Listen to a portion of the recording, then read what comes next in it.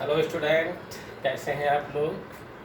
हाँ स्टूडेंट, आज हम जो है वैसे जो है चैप्टर नंबर ये 8 है अपनी कुमारण्य मित्तल वाली बुक से, मैग्नेटिक इफेक्ट ऑफ करंट शुरू करेंगे। इस चैप्टर से magnetic effect of current page number 1 ये इसलिए मैं डालता हूँ कि जो नोट्स का है वो पेज नंबर 1 से स्टार्ट होगा। तो जैसे जैसे ये आपको वीडियो आएंगे तो पेज नंबर 1, 2, 3, 4 ऐसे कंटिन्यूसली बढ़ता जाएगा। तो इसमें जो है मैग्नेटिक इफेक्ट ऑफ करंट, तो basically magnetic effect of current के बारे में पहले जानें कि मैग्नेटिक इफेक्ट ऑफ करंट क्या है। मैग्नेटिक इफेक्ट ऑफ करंट क्या है। करंट के बेसिकली 3 बिहेवियर होते हैं।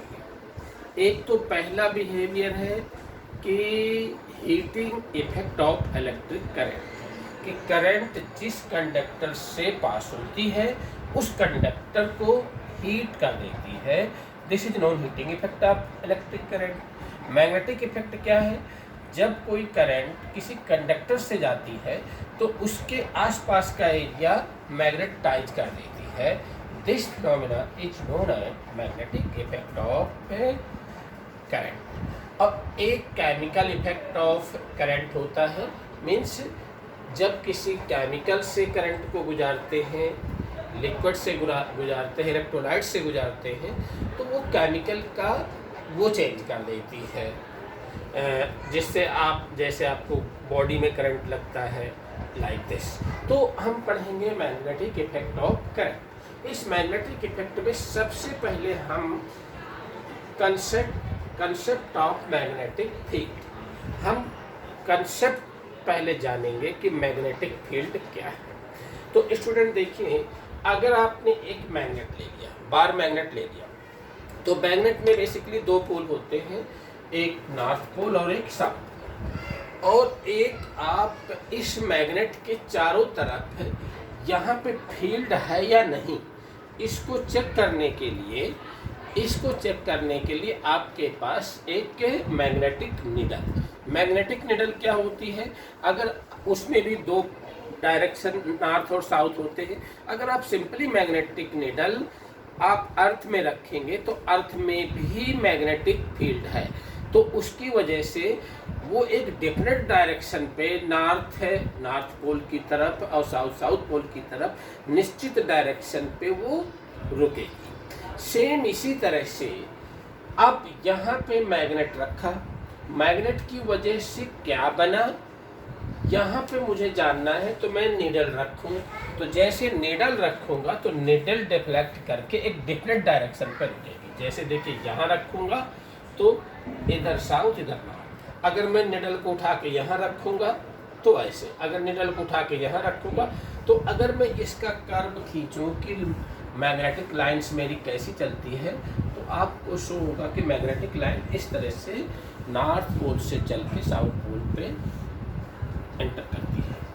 तो क्या है कंसेप्ट ऑफ मैग्नेटिक फील्ड का मतलब क्या है कि अगर हम बार मैग्नेट के पास एक निडल रखें तो वो एक डिफरेंट डायरेक्शन पे रेस्ट करेगी।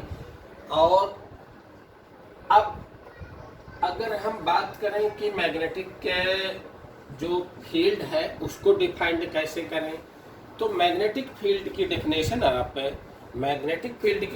आप ऐसे देंगे, द रीजन, इसके आसपास का एरिया, जगह, कि जैसे अगर मैं यहाँ निडल रखूँ, द रीजन हाँ नियर द मैग्नेट के पास, जहाँ पे मैग्नेटिक निडल एक्सपीरियंसेस अ टार्क, जहाँ पे ये निडल टार्क को महसूस करे। सपोज करो मैंने मैग्नेट यहाँ रखा और निडल यहाँ रख दूँ, तो निडल में कोई इम्पैक्ट नहीं आएगा, क्योंकि यहाँ पे इसका कोई मैग्नेटिक लाइंस यहाँ जा नहीं रही है। अगर मैं यहाँ की बजाय यहाँ रखूँ तो भी नहीं होगा। यहाँ मतलब अगर जहाँ तक जैसे यहाँ फील करे या यहाँ फील करे या यहाँ फील करे, यहाँ फील करे, तो ये इसके चारों तरफ है region near the magnetic, whether the magnetic needle experience a torque and rest in a different direction is called magnetic field. इसे हम मैग्नेटिक फील्ड कहते हैं।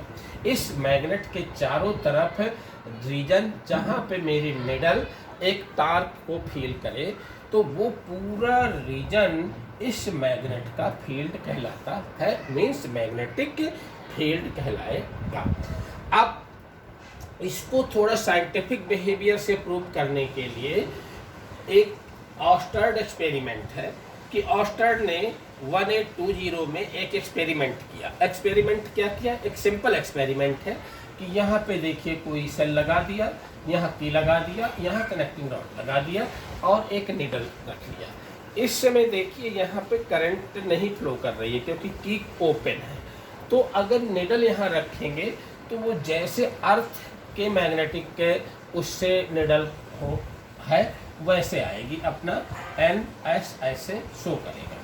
बट अगर मैं इसमें करंट इसको की को ऑन कर दूं, कनेक्ट कर दूं, तो मेरी करंट यहाँ से चलना चालू हो। जैसे करंट मेरी इधर से चलेगी तो ऐसे जब करंट चलेगी, मीन्स एंटी क्लॉकवाइज जब करंट चलेगी तो ये निडल आपकी सीधी ना रह के यूँ हो जाएगी। तो देखिए इस तरह हो गई। अब दूसरी तरफ से देखूं, अगर मैं इस सेल की डायरेक्शन इसकी पोल्स चेंज कर दूं, इधर से प्लस कर दूं, इधर को माइनस कर दूं, तो मेरी करंट इधर से चलेगी।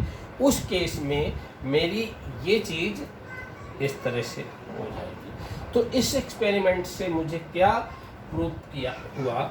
इस एक्सपेरिमेंट से मुझे प्रूव हुआ कि दिस एक्सपेरिमेंट शोज कि मूविंग चार्ज, क्योंकि यहाँ पे चार्ज ही तो फ्लो कर रहा है, moving charge produce a magnetic field.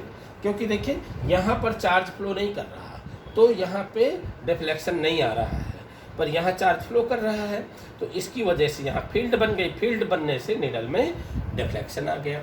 अब बात आती है कि अगर ऐसे करंट जा रही है तो निडल आपकी यूँ थी तो यूँ होगी, पर अगर करंट आप उधर से क्लॉकवाइज एंट्री करेंगे तो ये निडल आपकी यूँ हो जाएगी। तो ये ऑस्टर्ड एक्सपेरिमेंट हुआ।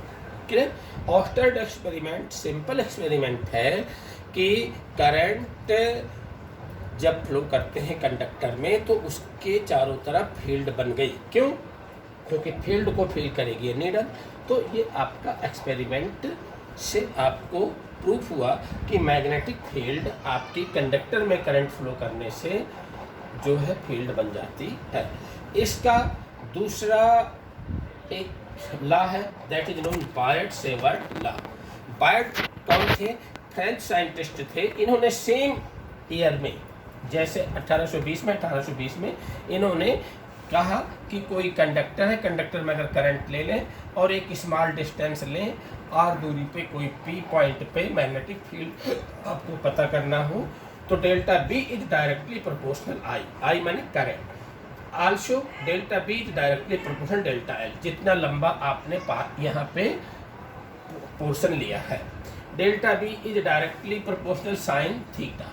जितने एंगल से आपका ये एंगल यहाँ बन रहा है, और this is also directly proportional 1/r²। 1/r² के वो थी। अगर मैं इन चारों चीज़ों को मिला दूँ तो चारों चीज़ों को मिलाऊंगा तो बनेगा delta B is directly proportional I delta L sine theta by r²। और जब मैं प्रोपोर्शनल हटाऊंगा तो कोई कांस्टेंट आएगा, दैट इज μ0/4π। तो फाइनल फार्मूला क्या बन गया कि delta B equal to μ0/4π I delta L sine theta by r²। This is known Biot Savart law. इसमें μ0/4π जो है 10⁻⁻7 होता है और μ0/4π इज नॉन प्रोपोर्शनलिटी कांस्टेंट। यहाँ पे μ0 जो है this is the permeability of free space. Okay student, thank you.